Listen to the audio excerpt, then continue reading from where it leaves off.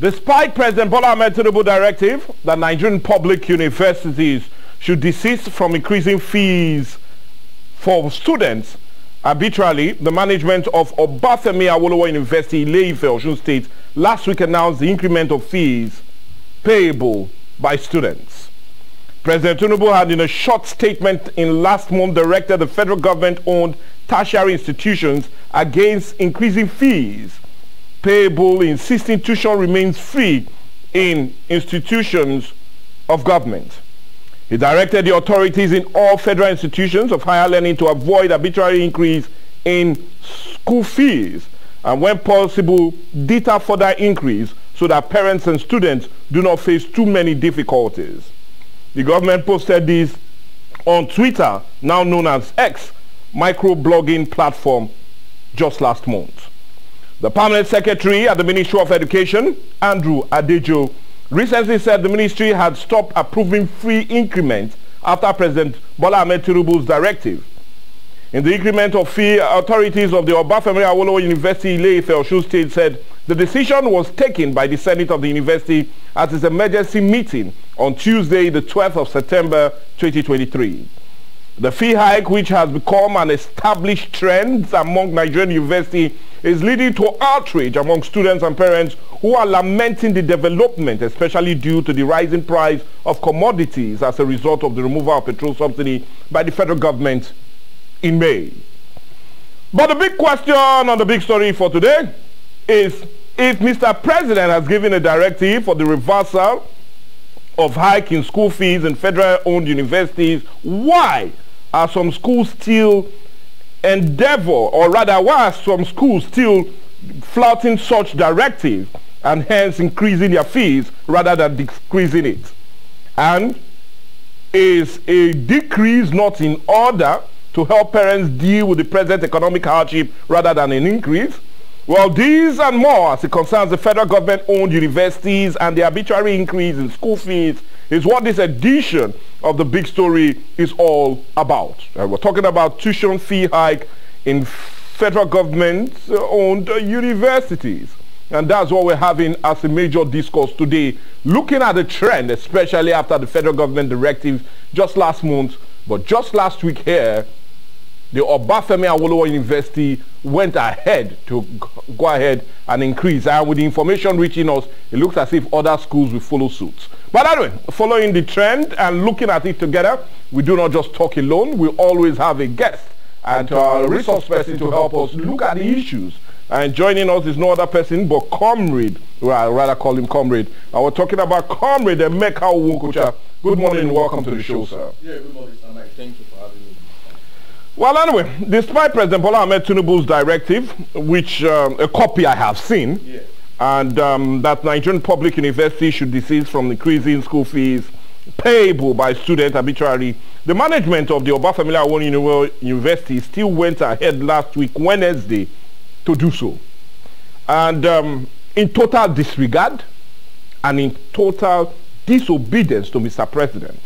And my big question now is, why should a government-owned institution disregard an order of Mr. President?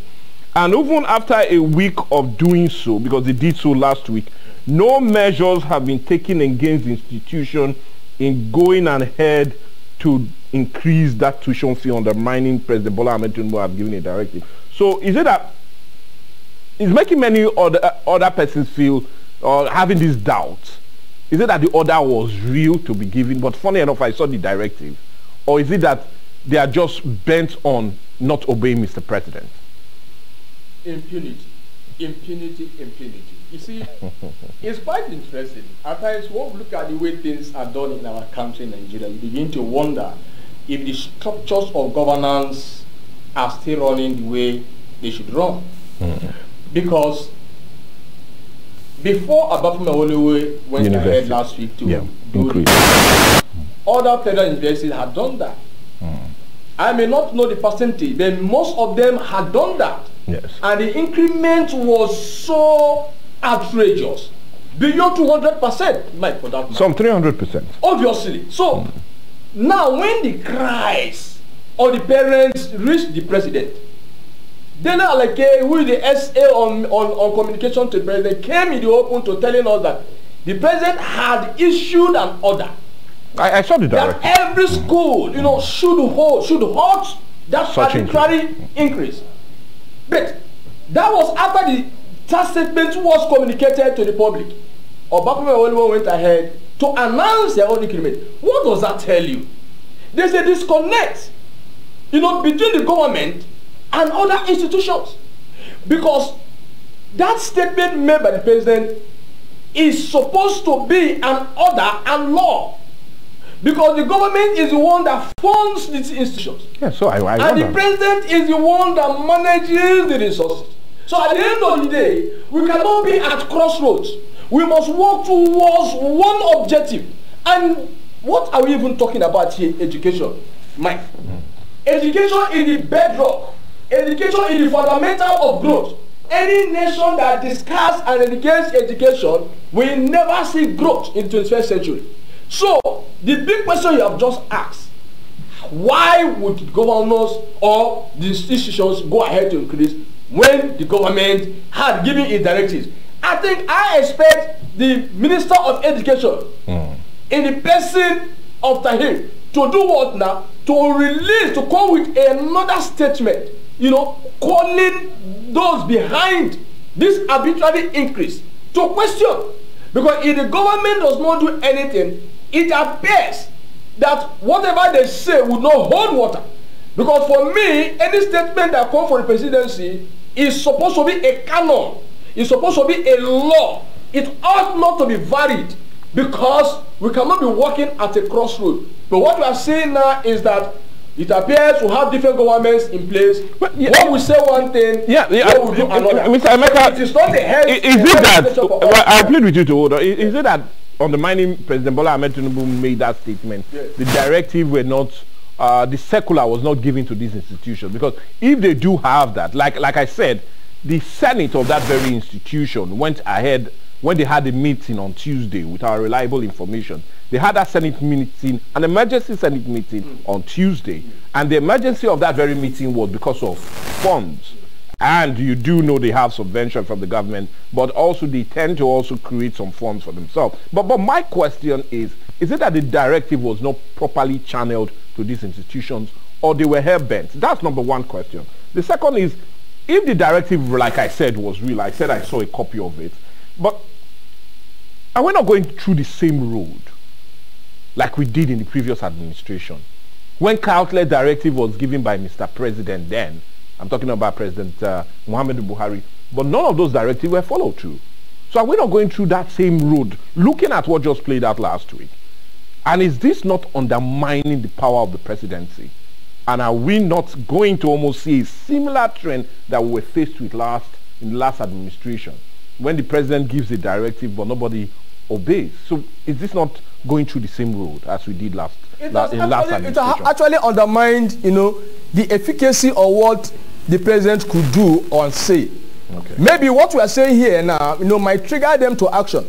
Because if you watch, when that statement was released, you know, from the presidency, and the time OAU went ahead, you know, to increasing it, that will tell you that there was enough time. Yeah. So it is not a case of the fact that OAU was not aware. And it is even not a case of the fact that from the presidency they're not even aware. Because the presidency has an antenna that tends to monitor information across. If you do anything wrong against the presidency now, before you know it, you see DSS coming after you. How would they get to know? Because we expect them to be everywhere. So what is doing? It's a total violation, you know, of the fundamental rights of Nigerian citizens, you know, to accessing education, because the presidency has said that it does not give its nod, its permission to this arbitrary increase. So anything that is done contrary to that, you know, could attract some punishment, because it has automatically violated the principles of governance. And when you mention principles of governance, it is run on fundamentals of law. Okay. It is run on the tenets of democracy. So the management of OAU has erred, and they have goofed. So it is left for the government now to wear the big stick. Now, wearing the big stick is that talking about the big stick, yeah, it is a week since after that increment an announcement was made. Yes. Many were waiting. Why would have done this last weekend, but wanted to give enough time to see if the government would definitely react to that very increment. And as it stands, as of 12 midnight yesterday, when we monitored, no action was taken by the federal government on account of this total disregard of the directive of Mr. President. So it brings me back. Is it that many have been arguing if that directive was real? And why have the federal government not taken strong measure against the management of OAU to deal with this issue? Yes, it's a very big question, Mr. May. Even I am even a little bit bemused, right? Because you cannot make a statement, you know, and the institutions that that statement is directed to, you know, would not follow suit. The president had made a statement, and there's a counter reaction to that, and we have not even seen anything over a week period. So the question we're asking is this: does the presidency, does the government see anything good? Do they actually, you know, hold education so vital? So it is what you regard that you will tend to protect. So forgetting the fact that Nigerians were shouting, crying, and lamenting over the increment. If the government is not sensitive about the pains that the people are complaining about, whatever statement they are going to make would be like a placebo to pacify the people, which might not result in any concrete and actionable thing. So from that angle, I want to believe that the statement by the presidency was made in order to douse the tension, and perhaps if the president actually understood and puts himself in the shoes of the parents, puts himself in the shoes of the students that will be denied access to education over the years, he would have gone ahead to ensuring that that statement is a command and it's an action and it must be implemented and respected. But if he does not do that, that means it was more or less like a wishy-washy statement. Okay, now looking at that statement, I want us to leave that, but look at a larger picture of this. Now, the permanent secretary at the Ministry of Education, one Andrew Ajelo, recently said the only university that increased fees after the signing of the Student Loan Act is the University of Lagos. And why they even gave them the go-ahead to do so was that the governing council of that very institution were dissolved. So they came over to the Ministry of Education and they gave them the go-ahead to increase their fees. And I know he appeared before the other committee of the House of Representatives on the implementation of the student loan, which was recently signed into an act. But that brings me to my next question, because it has become an established trend and a fact that after the Student Loan Act was signed, school fees were generally increasing almost all federal universities. So it looks as if they were waiting for the Student Loan Act to be signed into law before that increment. So my question, is it that the government is giving with one hand because they were applauded for the Student Loan Act and taking with another by increasing the fees because it's still a federal university? So that's the question, because it's been alleged that the federal government was giving with one hand with the loan and was taking with the other with the increment of school fees, because these are federal universities, and in every way has eroded the gain of that very act. So with this increment, does that not seem to be the case here? Even if I would ascribe, because it's an allegation, even if I would ascribe it to be a Greek gift, the Student Loan Act as it were, but I will still tell you here and tell Nigerians here that the government hasn't done anything. The government hasn't done anything. Mr. Mike, did you read through, you know, the policies behind that Student Loan Act? See, let me tell you something. Are you talking about the conditions? The conditions. Okay. They are nothing to go by. See, if you want to take somebody out of the lodge, if you want to take somebody out of pains, you should be able to do that sincerely, with sincerity of purpose. What we are talking about is that our educational system is underfunded. What we are saying is that the Nigerians cannot access education, which is a right to an extent. And what you are saying is that the powerhouse of every nation is the capacity of your citizenry. So in other ways, if I may rephrase, I don't even see the government doing the citizens any favor by saying education should be free. Because you know what? Because these are the people that will grow your economy. Your power, your strength in growing economy lies on your students, on your people.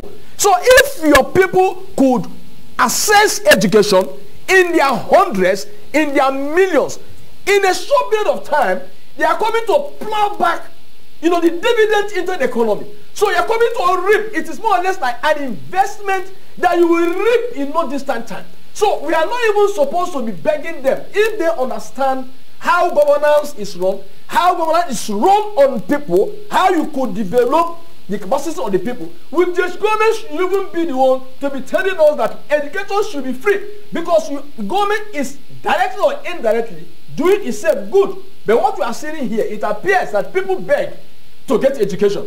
Why must we beg to get education? In developed climes, that is not how it is. And again, the backdrop that according to UNESCO's recent release 2022, about 20 million of Nigerian children are out of school. Yeah, we do. And among the E-nations, Nigeria, Bangladesh, India, China, Mexico, Brazil, and Indonesia, among the 9 E-nations, Nigeria is the only country whose budget for education is less than 10%. So, and even among the D nations, see, Nigeria is the only country whose budget for education is less than 10%. And Nigeria is among the countries that holds the highest number of out-of-school children. Yeah. So if you now look at these statistics, what will you say about our executives? It appears that they have lost, they are off track. Because if we are progressive in our developmental narratives and paradigms, we should be able to be at par with nations that we are rated together. But what we are saying is any productive policies that will enrich the people, you don't even see Nigeria investing into it. All statistics about Nigeria, it is either Nigeria is the poorest, it's either Nigeria, the disease level in Nigeria is the highest. We are always, coming first in narratives that does not give joy to the people. So that will tell you that there's a total disconnect, from the needs of the people and how governance is run. We shouldn't be asking the government to make education accessible to the citizens. It should be their basic right. And when they do that, I want to rephrase. It's another way of growing the economy in no distant time. Today, China has grown so much that the citizens of China are so empowered. They have the capacity. What China even do, China and India do, they even export human resources to other countries. So this thing didn't just happen in a day. It happened because the leaders actually understood where they are going, and they invested in education and technology, and they are reaping the dividends today. So we must have a change of attitude, a change of mind, and we must be people-centric. So if our governments begin, to act in this manner, you and I won't be here discussing why education should not be properly funded. But anyway, as it stands now, that's the bone of contention. Yes. Student Loan Act, but yet increments in school fees, and honestly, many are really surprised about it. But anyway, no surprise, we'll plead with you, we need to go on a break now. And when we come back, we'll continue our discussion centered on it, and we're looking at the recent hike in tuition fee, especially in government-owned universities, and how that is indeed causing a whole lot of hardship, especially to parents and students that are already going through a lot with the removal of the fuel subsidy and the resultant increase in the prices of goods and services. Should school fees also be increased? Would that not increase the number of our out-of-school children that is put at 20 million, according to UNESCO 2022 report? Or should we now think towards dealing with the issue of reducing those numbers, and not just only that, but also increasing the level of advancement that the citizens in Nigeria should be? Let's go on a break.